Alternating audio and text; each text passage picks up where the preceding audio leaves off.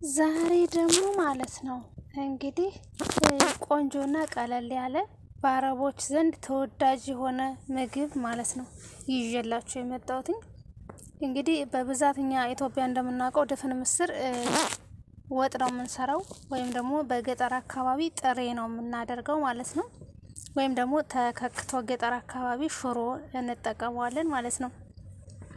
እና ዛሬ እንግዲህ ይዤላችሁ የመጣሁት ቆንጆ የምጀደራ አሰራር ነው ማለት ነው።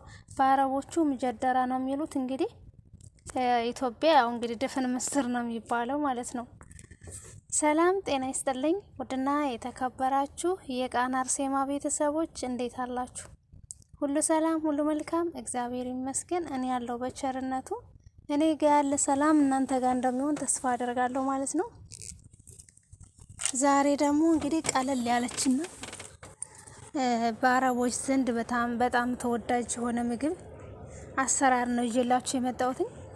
በመጀመሪያ እንግዲህ ድፍን ምስራችሁን በድስት ትቀቅሉታላችሁ። በደንብ አድርጋችሁ ትቀቅሉታላችሁ። ሙልጭ አድርጋችሁ አጥባችሁ ከጨረሳችሁ በኋላ ብሮስቶ ድስት ካላችሁ በብሮስቶ ድስት፣ ኖርማል ድስት ከሆነም በኖርማል ድስት በደንብ አድርጋችሁ ትቀቅሉታላችሁ ማለት ነው። ከቀቀላችሁት በኋላ እንግዲህ እንደምታዩት እንደ ማሽን ነገር አለችኝ። በሷ ነው እንትን እምለው እማዞረው ማለት ነው።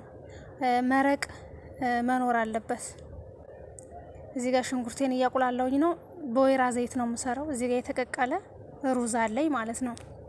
ይሄ ምግብ የሚሰራው የተቀቀለ ሩዝ ይጨመርበታል።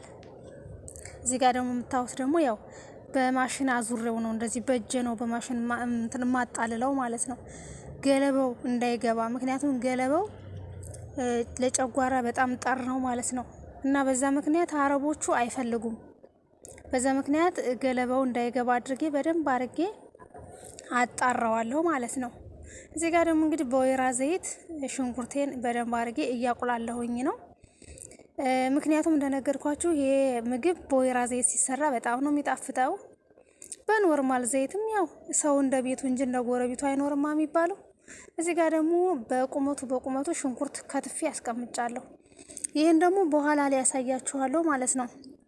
በኋላ ላይ ይህንን በቁመቱ የከተፍኩትን ሽንኩርት ልክ እንደ ድንች ጥብስ ጠብሰዋለሁ። ምክንያቱም እንጀደረውን በሚበሉ ሰዓት ሳህን ላይ ልክ ትጠብሱትና እንደ ድንች ጥብስ አድርጋችሁ ከላዩ ላይ ይነሰነሳል፣ ከምግቡ ከምጀደረው በላይ ማለት ነው። ይህ ምግብ እንግዲህ ያው ሁላችሁም ታውቁታላችሁ። አረብ ሀገር ያላችሁ ምጀደራ ነው የሚባለው ማለት ነው። እንደምታዩት ሽንኩርቴን በደንብ አድርጌ ሙትት ታርጌዋለሁ። ምክንያቱም ሽንኩርቱ ፍጥጥ እንዳይል ማለት ነው። ይሄ ነገር በጣም ላም ያለ ስለሆነ ሽንኩርቱ መፍጠጥ የለበትም። አለበለዚያ ግን ሽንኩርቱ ሲታይ የሆነ ላይን ለጣሙም የሆነ ደስ አይልም። ስለዚህ ሽንኩርቱ በደንብ አድርጋችሁ ሙትት ማድረግ አለባችሁ።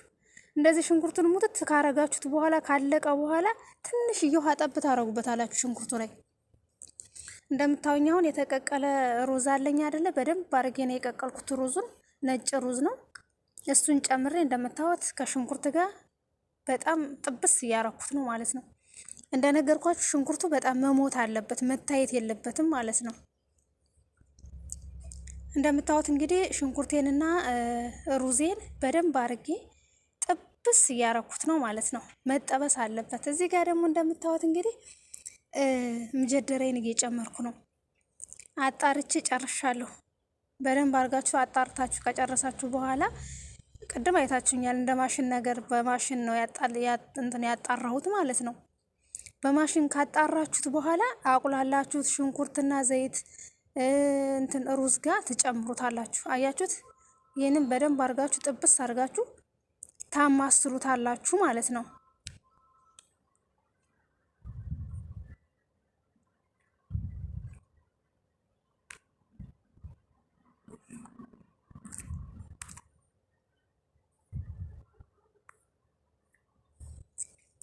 ይህን በደንብ አድርጋችሁ እስከሚቀላቀልላችሁ ድረስ በደንብ አድርጋችሁ ታማስሉታላችሁ። በደንብ አድርጋችሁ መዋሃድ አለበት። ጨውን መጥናችሁ። ቅመማ ቅመም ግን በነገራችን ላይ እንደ ፍላጎታችሁ ነው። መጨመርም ትችላላችሁ፣ አለመጨመርም። የምትፈልጉትን ቅመማ ቅመም አሰሪዎቻችሁ የሚፈልጉትን ቅመማ ቅመም መጨመር ትችላላችሁ። እንደምታዩት በደንብ አድርጌ አቀላቅየዋለሁ። አሁን አንድ 10 ደቂቃ ካቆየሁት በኋላ ጋዜን አጠፋለሁ ማለት ነው።